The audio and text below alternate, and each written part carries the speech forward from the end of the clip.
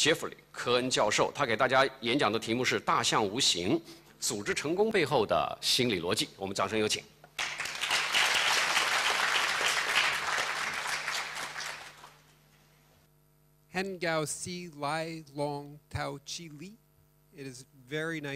很高兴来到这里，我非常荣幸，而且非常激动，能够与在座的各位来去分享一下我对于我自己的一些研究的分享。那么我自己呢是一个心理学家，就意味着说我对于一些无形的东西是非常感兴趣的，比如说像是一种感觉，或者是思维，或者是观点。这些东西呢，是你没有办法看得见摸得着的，但是对于这些无形的东西来讲呢，它们呢却是最基本的力量所在。越来越多的我们呢能够看到，对于心理学的研究以及对于行为经济学的研究能够展示出来，人们思维的方式能够影响到他们的行为、他们的成就以及他们在长久以来的一些动机。所以说呢，我们这里呢能够指出的在心理学研究当中的一个重点，那就是心理学是很重要的，人们的思维和感受是很重要的。然后第二点非常重要的一点呢，就是我们呢是有可能在这个无形的世界当中来展开干预，来改变一个人思维和感受的方式，从而能够来改变他们的目的地。我们这种行为呢是在正确的时间、正确的地点，用一定的这种心理的支持的方式来实现的，可以支持他们走得更远。这两点呢，就是我们在心理学当中讲到的心理学的重要性所在。而且呢，心理学它可以来去改变我们在一些个人的心理行为方面的作用，这些呢实际上是非常重要的。Governments have gotten increasingly interested in marshalling psychology to improve the social conditions of its citizenry. Psychological units exist in England, in the United States, even at the World Bank, trying to apply this research to bring about positive change.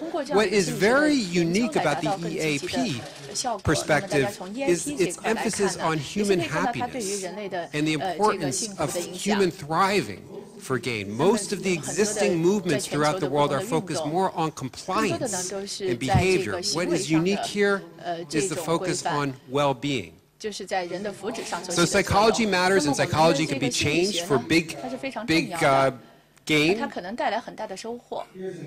Here's an example. Is this a duck or a rabbit? The retinal imprint is the same for all of you. It's the same stimulus, but what you see lies behind the eyes. The result of what you see lies behind the eyes. This can be seen as either a duck or a rabbit, depending on your point of view, depending on how you construe it. Construal, perception, psychology matters, and that's one of the big lessons of this research. Okay, let me give you, that's a sort of open, sort of big picture view. I'm going to give you some data, some examples. I'm a researcher, scientist. I do hard-headed research on soft-hearted topics. And here I'm just drawing on a lot of research by other people, in this case. This is just trying to prove the impact of psychology. So this is a study by Dan Ariely at Harvard. And what he is interested in is how to increase productivity with incentives. Now, how do you incentivize labor? Well, the obvious is to focus on the tangible, the visible, money. What Dan Ariely does is to look at other kinds of incentives. So here, he's looking at workers at a semiconductor factory, and he's looking just at their productivity in producing chips, computer chips. And what they do is they introduce introduce a bonus policy to their employees. And they say, guess what? If you beat your average for productivity, you're going to get a bonus. In one case, the bonus will be some extra money, about $25. Not sure what that is in yuan, but about $25 for exceeding your average, or actually even just meeting it. What happens? With the cash incentive, productivity goes up by 5%, a significant increase. People work harder when there's a promise of a reward. That makes sense. That's consistent with our intuitions. What about other kinds of incentives? Well, Dan Ariely, being Dan, loves pizza, so he tried pizza. In another condition, he said, guess what? If you exceed productivity levels, you will get a coupon for free pizza. That worked too, even a little better. Productivity went up by 7%. In a final condition, he tested the effect of a non-material incentive. All he said was, guess what? If you meet or exceed your productivity levels, the management will recognize you. You will get an acknowledgement from management praising you for your good work. Productivity went up 5%. It mattered. Even though there was no cost, it mattered just as much as the material incentive. The simple promise of recognition was motivating. This bears out across a lot of studies. There's one experiment showing that recognition programs are one of the best ways to reduce absenteeism among employees. That sense of validation, being respected, being acknowledged. Moreover, after the bonus is taken away, or after the bonus has been received, what happens after you get the cash? Productivity goes down. After you get the pizza, productivity goes down. But if you get that acknowledgement from management, productivity stays high. This study is showing the power of the invisible. That sense of being respected, being validated matters a lot, and it matters more than we think. Although invisible, it's powerful. Bonuses also cut, regardless of form, sick hours, taken from 16 hours to 7 hours per month. So what I want to do, and what is going to be the theme of the workshop tomorrow, is to broaden our definition of incentives, motivators, to include those things that bring employees happiness, bring them a sense of agency, such as positive feedback, acknowledgement, recognition.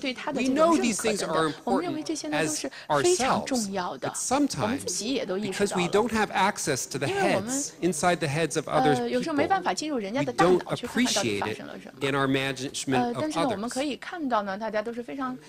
So incentives are not just material, and I want to broaden the definition of incentives to practices that make work worthwhile. I'm just going to sort of touch on a couple of such tools that have been shown in scientific, rigorous research to matter, and to matter a lot. Purpose, mindset, wise criticism, values affirmation, these are all incentives that go beyond our intuitive tools of money and compliance and coercion. These are tools that leverage the psychological world of people so as to bring out their best. So let's give some examples. Purpose. A sense of purpose is so important. That was touched on by a lot of the earlier talks today. People work harder when they feel like their work matters to some higher purpose. So I'm going to talk about a little study that showed just this in a concrete way. We get this at an abstract level, but this study shows how much it matters concretely. This is research by Adam Grant at the Wharton School of Business at University of Pennsylvania. Here's what he did, to make a long story short. He looked at fundraisers at a university, and these were people who were calling, asking for donations to the university. So the key question is, how much do these donors raise? How much money do the donors raise for the university?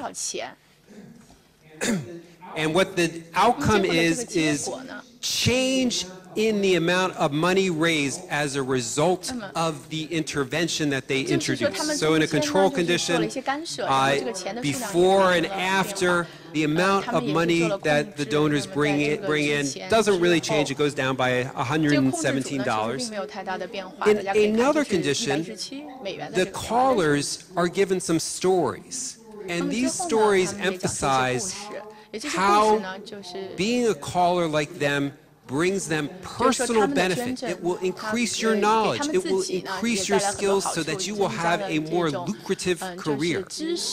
In that condition, the personal gain emphasis, the amount of donations raised went down a little bit by $241. It went down. For a final group, they gave the callers a story or a couple of stories that emphasized how their work had purpose and meaning for issues larger than themselves.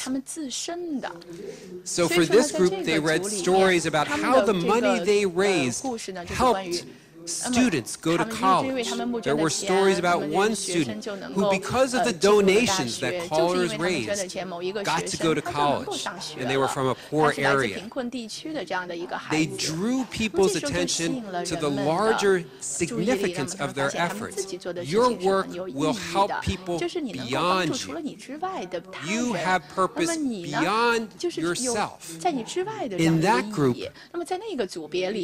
donations went up by almost $2,000. There was something powerful and motivating about seeing this job, which could otherwise seem very boring, as having a higher purpose. And it didn't cost any money. It was simply making people aware of the larger implications of their work. Leadership also matters. Here's a follow-up study by Adam Grant. Here they're looking at people at a sales firm. I'll just talk quickly about this. They take the people in the sales firm. Whoops.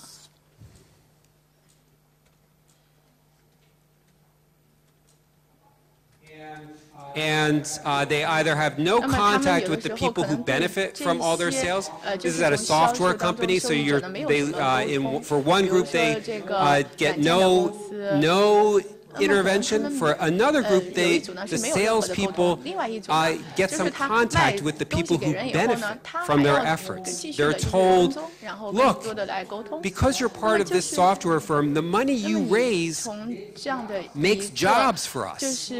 And someone from another department visits and says, thanks to you, I have a job. Thanks to you, we have more opportunities for other people in our company.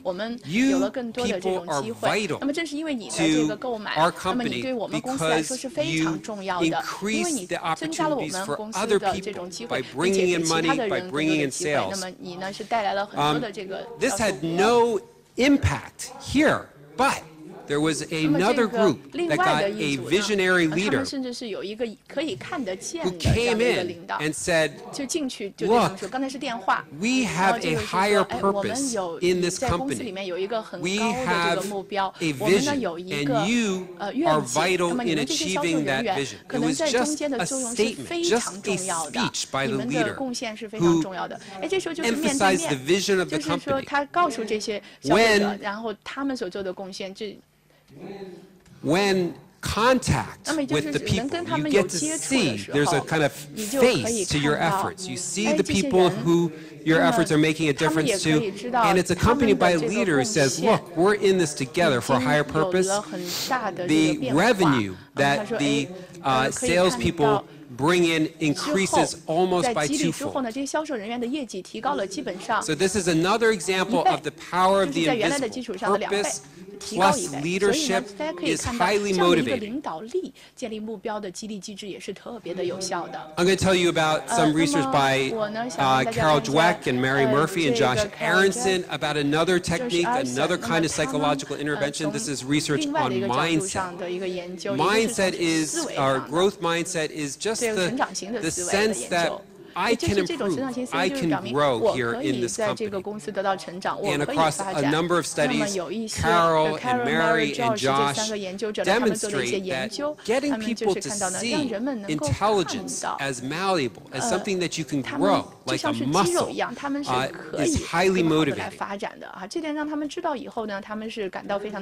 Mary Murphy has looked at different companies and found that they have different kinds of mindsets. For example, the company Enron, which, as you know, was a company that practiced a lot of unethical practices and tanked, had a fixed mindset culture. That is, they tended to sort people according to talent and genius. As one person in an interview, or as these authors wrote, Enron was an environment that rewarded intellectual achievements, believed in the power of brain power, and identified as a top priority the task of sorting the intellectual stars from the super bright.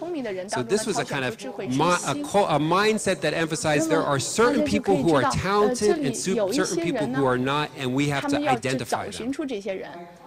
By contrast, Xerox, especially under the CEO Anne Mulcahy, emphasized a growth mindset. She would assert that this company's values and experiences for their workers are passion, drive, love for learning. The focus of the company is on investing in experiences, and development of a larger portion of talent, rather than proving how much smarter a person or division might be relative to others. So Xerox was embodying a growth mindset. This is a place where you can grow and achieve more.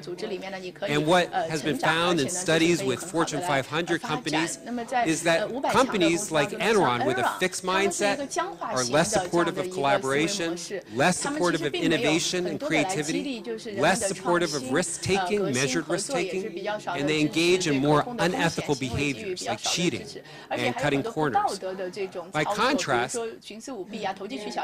and also they trust their company less when they feel like it's just sorting out geniuses in this sort of fixed mindset culture. By contrast, the companies that embrace a growth mindset show less of these things and more positive outcomes. The companies like Xerox that emphasize that we can all grow, produce workers who are more trusting, who believe more in the potential of the company, and who take more risks and are more innovative and creative. So that is another example of a powerful but invisible factor, the mindset, culture of a company, and how it also can bring out the best in employees. Okay, so far I've talked about purpose and mindset, wise criticism. I'm going to go through this quickly, but one of the most important tasks of a manager is to convey critical feedback in an effective way. How do you do this? Excuse me. Most of the research on this topic has been done in education, but it has been found to apply also to business. I'm going to tell you one quick study that was done with school children, but the same ideas and processes apply to workers. Basically, we looked at the situation where you put your blood, sweat, and tears into a paper or a product, and you get back something that looks like this, all marked up. What you see, like that image of the rabbit or the duck, depends on what lies behind the eyes. Is this person biased against me? Do they think I'm dumb, the person giving the critical feedback? Or do they believe in me? Do they think that I can reach a high expectation? For a lot of us, it's going to be ambiguous. What research has found is that it is possible to help frame critical feedback in a way that's more motivating. So here's a little study where the only intervention was a little note, handwritten by the teacher who wrote on the feedback before they got it, I'm giving you these comments because I have high standards and I know that you can meet them. And that was it. This is kind of like, I was thinking like a sort of psychological Tai Chi. Which you're doing is you're taking a negative force, critical feedback, and turning it into a positive. So criticism is not a negative sign. it's actually a positive sign. It's a sign that your boss or your manager believes in you. You can reach a higher standard. Research shows that this kind of message in the right time, in the right place, can have dramatic effects, especially for people who are uncertain if they belong in the company or in the school. So the percentage of students who felt, these are students focusing in on students who were unsure of whether they belong, minority students in America, but it's just people who are at risk academically, who revised their essay after getting this, went from 17% in the criticism-only condition, but then when they got this note, it rose to 71%. Criticism works, but only if the recipient, the student, felt like they were being respected, felt like their potential was being acknowledged by the teacher. The same applies in management. The meaning of our actions, the meaning of treatment, of critical feedback can be framed, can be explained, and that can make a big difference. Indeed, we found that years later, the students who received this little note in the 7th grade, years later, were more likely to go on to college. 64% went to college relative to 45%. So getting this little message can be like water on parched soil. I'm getting this message of validation in the right time, in the right place. It engages me. And then doing better, revising my essay, I'm set on a positive course that changes my destiny. Okay, so far I've talked about purpose, growth mindset, and wise criticism. Last one, values affirmation. This will be the last one I talk about. This is another example of a psychological incentive that brings out the best in people. What this intervention does is it has people think about the values that are important to them. So the only activity that people are getting in this intervention is an opportunity to write about what matters to you, what values bring you comfort, bring you meaning. Here are some examples from students who completed this intervention. One student wrote, "My friends and family are the most important to me when I have a difficult situation. My friends give me companionship and courage. My family gives me love and understanding. To me, independence is important because your parents won't always be there to baby you. You have to live your life. Athletic ability is also very useful. In 9/11, those people had to run down the stairways with some skill." So people have an opportunity in a difficult situation, the institution of school, these are teenagers, to say, this is what makes me me. This is what defines me. This is what gives me integrity.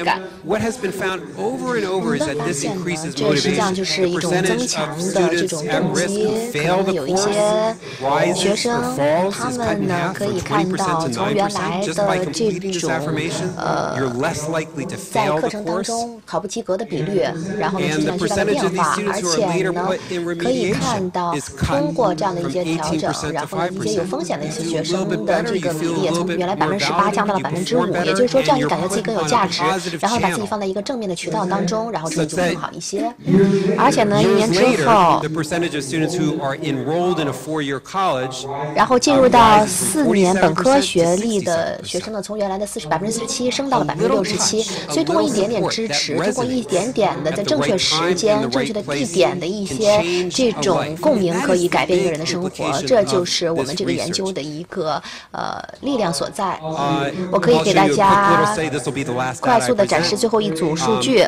如果我们看一下这些商业拿到商业的硕士学位的一些学生，你可以看到他们呢，甚至能够在课程的表现方面，在商学院里面，男性女性之间的差距慢慢的缩小。那就是说，女性呢感觉到自己属于商业，然后呢也是和男生一样可以创造一样的成绩。好的，这就是我刚才要和大家分享所有的数据。那么这里呢非常重要的一点呢，就是整个无形的世界非常的重要，也就是说，在我们眼睛后面的世界非常的重要。他们甚至呢可以是一些非常基本的点，也就是说，人们在思考的方式方面、人们的感受方面，或者说你的这个目的，实际上是非常重要的。它对于你整个幸福、你的在工作当中的保持率、你的参与度，这些呢都是非常重要的。这是我们学到最重要的一点，那就是说，在我们眼睛后面的眼睛，实际上是。我们生活背后的生活更加的重要。所以说呢，第二个非常重要的一点呢，是有可能的，通过同情或者说是理解，能够真正的让这样的一个感受传递出去。那就是我们的员工也是人，他们呢也是有一些内部的世界，是需要像一个花园一样得到养护的。如果我们和他们来进行合作，来去给他们提供一些信息，帮助他们来去滋养自己的一个心理世界的话，那么实际上我们可以从小实现很多的价值。谢谢。